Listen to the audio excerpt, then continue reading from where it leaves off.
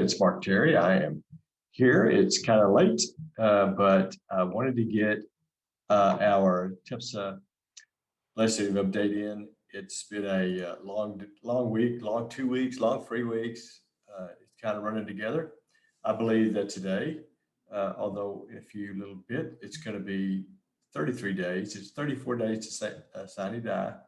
That is the last day of the session. But things are really picking up because some of the things that have to take place in order to get your bill across the line are quickly rushing away from you. But I did want to give you an update. This is TEPSA Talk, and we are doing our legislative update for the week. Lots of stuff went on this week. Last week. It was kind of bizarre.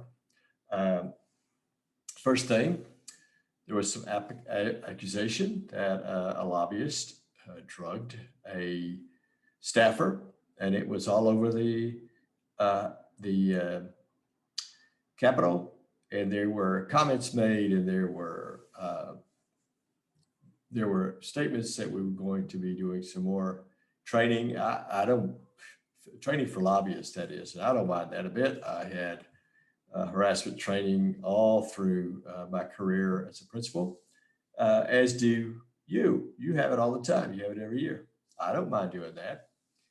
And I think if someone is found to be disrespecting folks at the Capitol, and let's get this straight, there's a lot of very young people working at the Capitol, all kids younger than my own kids. So, and they're trying to make their way into the political scene, whether they're going to run someday, whether they want to work in the Capitol, whether they want to work on Capitol Hill.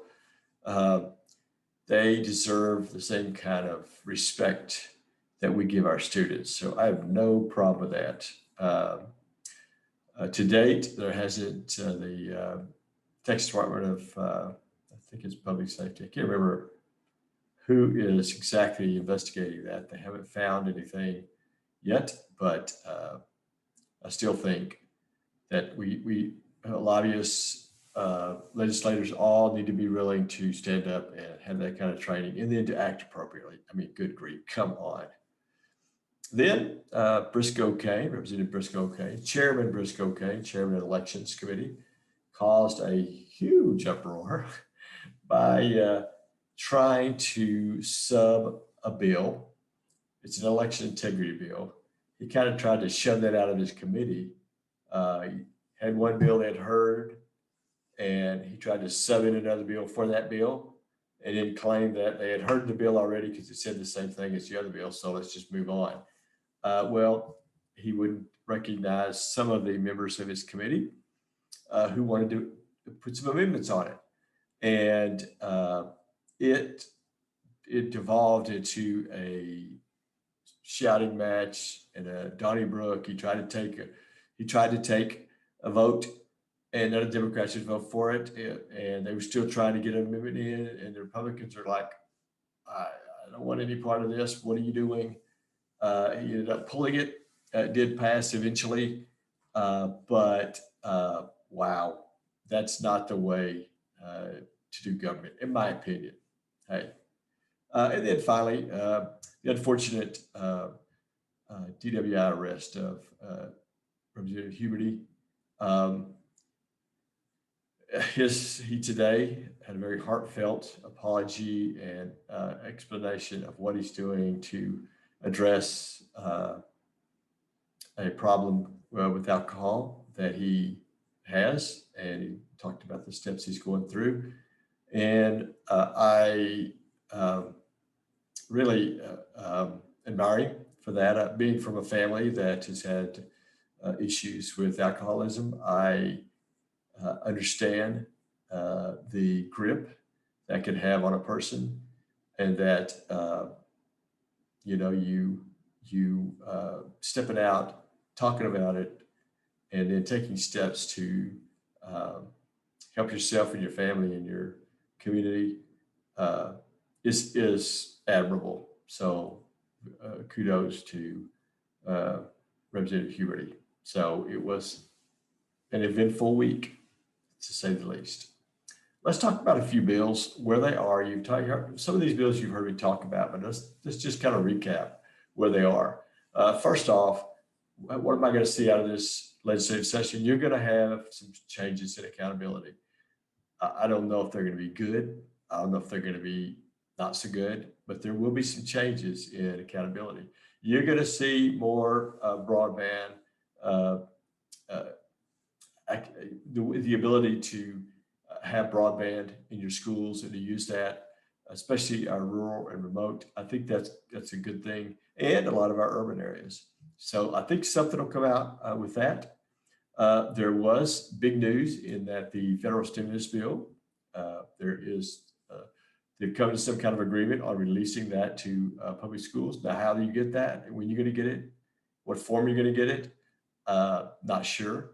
We'll see how that goes, but a big success there. Um, House Bill 749, which is also Senate Bill 234, that's the lobby bill. That's one of the things that if you're a TEPSA member, you have been uh, in contact, or you've heard about the lobby bill, because it would impact our ability to be the voice of the principal, to be your voice, to carry your message to the Capitol. It would prevent uh, public money to go to associations who hire lobbyists. Well, technically, I'm a lobbyist. Technically, I am. I have to register as a lobbyist, but I have no PAC. There's no political action committee. We don't make donations to campaigns. We don't campaign for folks, except when I go to my private time. I might campaign for my representative. Uh, what we do is we carry the message for you so that you don't have to take a day off, drive to Austin, wait all day, maybe testify, maybe not, maybe wait till 2 in the morning, like I did once this session already. And it's just not a good public policy. I would rather spend my money on an association with someone to speak up for me than to spend public money in a sub or in me taking time away from my school. Okay. So that right now is stuck in committee. It's in state affairs, and it's kind of waiting. I hope it waits. Either doesn't get out, or maybe it will not it'd be too late for there to be action taken on it. But I will say that your actions, your calls and your emails to your senators and your representatives has certainly made a difference, because I've gotten calls about, tell me about the bill, how it impacts your association. So way to go, Texans. I appreciate that. And you've done a great job of that. I think one bill that may sneak through is the use of counselors' time. I testified against this bill. I've testified against it before. The problem is that uh, there's a bunch of folks that testified for it, all counselors and students and so counseling association. The problem was every person was secondary. There was one elementary person who testified against it, and that was me. There is a marked difference between the way counselors operate at the high school or the secondary level and the way they operate at the elementary level. This bill would really hinder how elementary schools and principals and counselors interact within their school day. It carves out a certain employee in the elementary school, which is not a good thing, because that's not the way we operate in elementary. I hope that there would be somebody that would put an amendment on this bill that would restrict this um, to or carve out elementaries if it goes through. I don't like the bill anyway, because I don't think it'd be good for our secondary friends. But certainly on the elementary level, it's kind of a poison pill for that collegiality that we really want at the elementary school. But I got a feeling that is pretty well down the track. Hopefully, we can have some folks with some amendments that will help us out. And then there are charter bills. I still cannot understand the love affair that many of our legislators have with charter schools, and with the apparent shielding of transparency, or shielding the having to follow zoning laws and restrictions in your community. Senate Bill 28 is a perfect example. It changes the way that we approve open enrollment charter schools, the way you are going to have a new charter school system. Now, there's a difference. There's charter school contracts where you have a big charter school like IDEA, and then you have individual schools throughout the state. Well, this bill would change the way those are approved. To get an individual school, once you've already been approved to get an individual school, all it takes is the commissioner saying, "Yeah, I approve it." The problem is that now what they want to do is exempt charter schools from some zoning laws that protect your community, that protect the quality of life in your community, and that is going to be heard. I think it's on the floor tomorrow. I can't remember.